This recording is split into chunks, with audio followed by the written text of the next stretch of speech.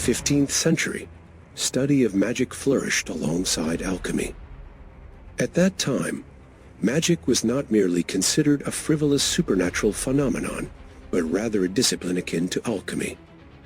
Even now, many magical books, resulting from the research of numerous magicians, continue to exist and be passed down. Today, we will look at 3 of those mysterious texts that you can still purchase the modern copies. Do what you will with these texts, but who knows? You might just find that the magic spells in these books actually work.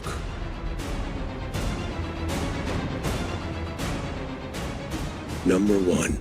The Picatrix. In the 1250s, King Alfonso X of Castile issued an order to translate an Arabic manuscript. This manuscript was known for a long time as a perfect guide to magic.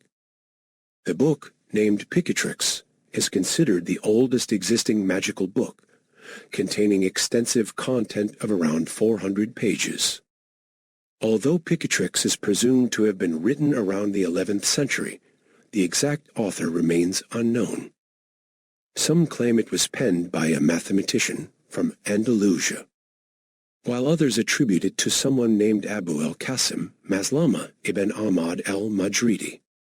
Others suggest that the title Picatrix might refer to the author.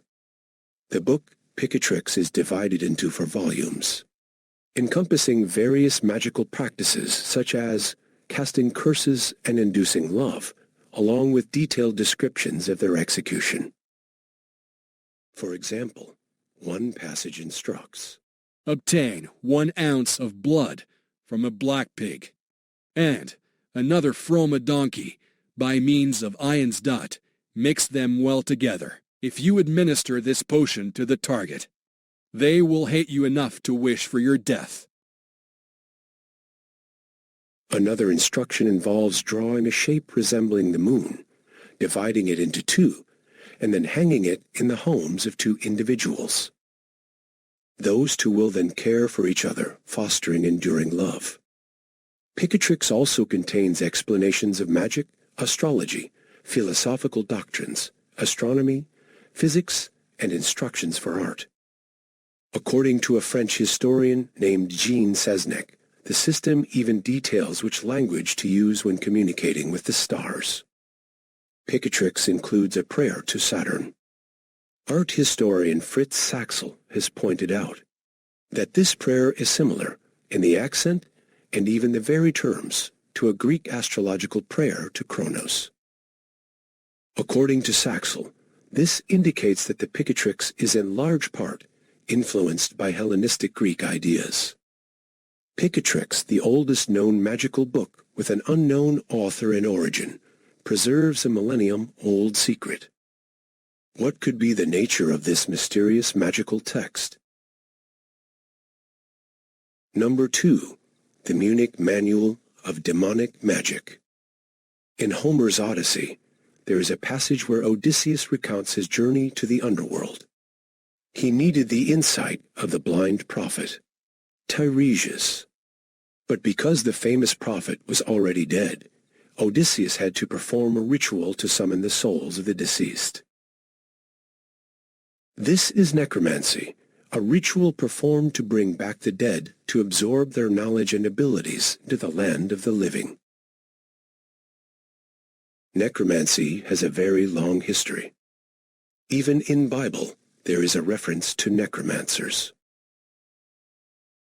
Furthermore, Josiah removed the mediums, the necromancers, the household gods, the idols, and every despicable thing that could be seen in the territory of Judah and in Jerusalem, so that he might confirm the words of the law that had been written in the book that Hilkiah priest had discovered in the Lord's temple. 2 Kings 23:24. Even to the modern times, books about necromancy have been passed down. In a 15th century book known as the Munich Manual of Demonic Magic, detailed methods for summoning the souls of the dead. Prepare a small knife with a white or black handle, and an incense burner. Find a secluded place where no one visits. Repeat drawing a circle on the ground, saying the name of the Almighty Elohim. With the knife, draw a large circle and write AGLA to the west end of the circle, Tetragrammaton to the east, Adonai to the south, and Chava to the north at the edge of the circle. Then, draw a large cross intersecting the circle. And now you are ready to prepare fire to contact the spirit you wish to reach. The Munich Manual of Demonic Magic also describes the method of summoning demons fitting its title. It mentions descriptions of more than dozens of demons, including Lucifer, the fallen angel who rebelled against God, Astaroth, one of the 4 chief dukes of hell, known as the demon of lust, and Samael, who seduced Eve and induced her to eat the forbidden fruit. It also reveals the method of summoning monstrous creatures that can directly harm humans. The reason for summoning such entities is often to gain power, love, or wealth. However, making a pact with demons always requires paying a price. What could be the price paid by those who summoned the existence of hell through this magical art? Why did they need the wisdom of the dead rather than that of the living, and why was the help of demons more desperate than that of God? Number 3. The Book of Abramelin. The Book of Abramelin tells the story of an Egyptian mage named Abramelin, who taught a system of magic to Abraham of Worms, a Jew who lived in Worms, Germany. Abraham of Worms is presumed to have lived from late 14th to mid-15th century. Samuel Liddell MacGregor Mathers, the founder of the 19th century Hermetic Order of the Golden Dawn, translated the Book of Abramelin into English, but there had been several German manuscripts of the book that date back to 17th century. According to the book, Abraham coincidentally met an elderly man named Abramelin during his journey to Egypt. Claiming to be a magician living in the desert of Egypt, Abramelin shared his knowledge of magic with Abraham, and the remarkable information passed down from Abramelin became the Book of Abramelin. The Book of Abramelin contains details of magic rituals and describes somewhat unconventional spells. For example, the book details methods to summon celestial beings. It suggests that after a ritual lasting 1 year and 6 months, one can summon a celestial being, an angel.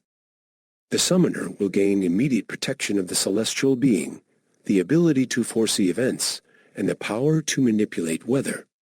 It also claims the summoner will gain the power to manipulate time itself. Curiously, the book also emphasizes that the summoner must send the angel back at the right time, and the book warns that the moment the magical circle used in the spell disappears is the most dangerous time. In these warnings, the book describes the celestial being in languages more akin to a powerful demon than a conventional angel. Is the being mentioned in the book as a celestial being an angel? Abramelin, described in the book as a philosopher and magician in Egypt, remains largely unknown except for his name. Who was Abramelin? Was he some wise Egyptian sage? Or was he a heretic researching magic to rival the divine power? The secrets held by this mysterious magical book, the Book of Abramelin, leave us to wonder.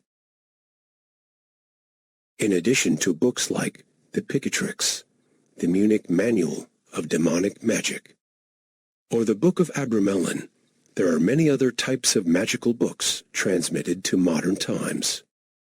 Their contents range from light-hearted magic for amusement to dark sorcery aimed at causing harm to others. But each of them stem from human desires for the unattainable.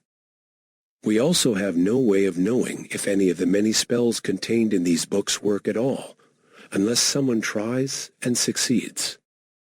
And if anyone has tried and succeeded, you can be sure that they are not telling.